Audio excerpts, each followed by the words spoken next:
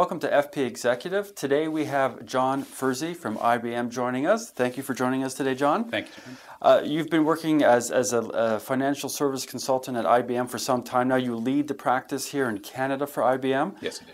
And I'd like to talk to you today about economic global governance, and in particular, what we do with the mess that occurred, or what we do after the mess that occurred in 2008, where we had Lehman Brothers and Bear Stearns, and this global financial meltdown is how it was described in the press.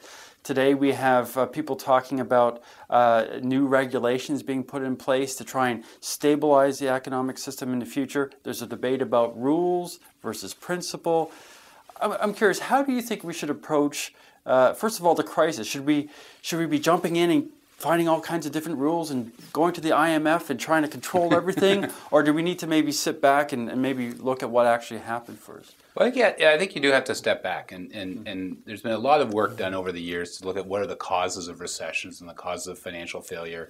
Mm-hmm. And they often fall into one of three or four categories. They are driven by home values and losses around personal property of homes, around credit losses, corporate credit particularly, but not necessarily solely corporate credit, and then also equity markets. And often any recession is driven by one of those three matters. And if you're looking back over the last 100 years or so, you'd find there's probably been 30 or so dips around the globe of one form or another, and they fall into each of those three categories. This is the fifth time that all three have coalesced at the same time, where you have a problem with housing valuations and resulting impact on mortgages and loss of equity for individuals, loss of massive wealth in the equity markets for both individuals and pension funds and the like, and maybe somewhat delayed reaction to losses in the credit market, which are just starting really to flow through as real credit losses today. Right. And the first blip was really a market-related set of losses where investments and positions that banks had that were marked to market took massive losses, liquidity was taken out of the system, and problem. Now, when we say mark to market, we're talking about investments that essentially we're saying this is what they are worth today, and we need to reflect that on the books of the bank or the institution, and therefore you're reflecting a write down in the value of that institution.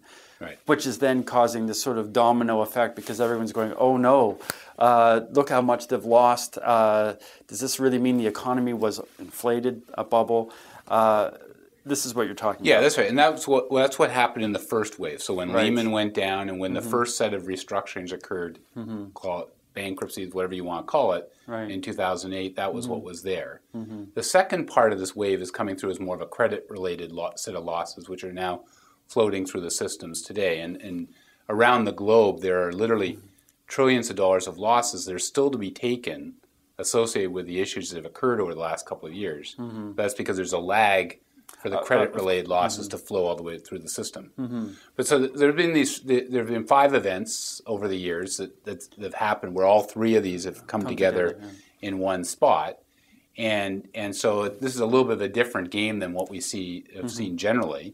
But also, this time around, this is a global situation because of the interconnected nature of the economies and the banking system, is that we've learned that while you can control and manage and regulate for a particular set of risks and exposures, which may be national in nature or product-specific in nature, is the systemic aspects of the economy and the way the banking system and the other members of the financial institutions sector globally are interconnected, is that the ripples have been much larger this time around. So it's quite different scenario, which to your question about regulation means that some of the traditional weapons we use didn't apply very well this time. Well, I mentioned to you that I am a historian of business history, and I've studied banking, and maybe we could jump right into the issue where we've seen bank failures in the past, and the question comes up, why didn't the bankers know what they were doing? In Canada, for example, we seem to have had a system in place where bankers showed a certain amount of prudence. We know that at TD Bank, for example, and Ed Clark, when there were certain financial instruments he found in his portfolio that he just could not explain. This was around 2002 or 3. He didn't understand them. He got rid of them. But a lot of American banks continued to invest in certain products that, they really didn't understand them. We've got all these credit losses. How come bankers forgot how to do their business? What happened? Well, I think it's what is the business of banking? It's like, what are the business of the financial institutions? And there's many parts to that puzzle, and the marketplace demands for near-term performance, for higher levels of reward to shareholders and to employees and all other stakeholders. Drove their acceptance of risk higher on one side, and that there's also a fundamental misunderstanding of what risk is about. Right. Everyone believes risk operates pretty much on a normal distribution curve, and that unlikely events which have catastrophic impact, very large losses, for example, are highly unlikely. But what we've learned is that that's not that model, which underlies every aspect of how a bank manages their business, was fundamentally flawed. But here's my question: as talking now as a historian, how could they think that this was? Was it calculations? They were looking at the graphs and the models, but forgetting the history. Because if you look at examples of, one of the first crises in Canada had to do with mortgages. The Bank of Upper Canada, when it went down, it had too much money in land, couldn't get paid back.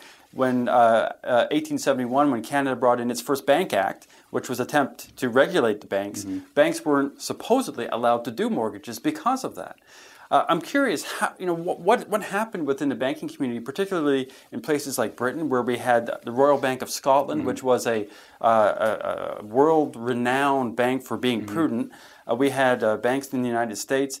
It just seems that a lot of people would look at these banks and say, what happened to the banking community? They forgot about their history. They got too tied up in the economics, the charts, the PowerPoint displays. What's your sense? Well, I think it comes back to risk, and it comes back to understanding what causes risk and how risk should be managed in a business. And I think that when you get down to the bottom and most fundamental elements, they didn't really understand the complexities of some of the products that we'd advanced into in the banking system. So whether it was securitization activities or some of the subprime loans, for example, we didn't understand the risk that was there. And a great example is public quote from the CFO of Capital One in the United States. They entered the mortgage business in the early 2000s, started lending in that market using the same logic they do to cards, where they are a very sophisticated lender into the credit card industry and have very sophisticated models of what drives loss. Right. They tried to apply that to the mortgage industry in the United States and found that they couldn't price for risk. So that while they could figure out what was causing risk, the other industry participants didn't fully understand the risks that they were taking. And didn't price accordingly. Right. And as a result, they ended up exiting the market. Well, I would actually argue that's a perfect example, perhaps, of the disconnect between what I would call the retail mortgage experience and then sitting down and modeling. But let's talk in our next segment about how we can ensure this doesn't happen in the future. Look forward to that.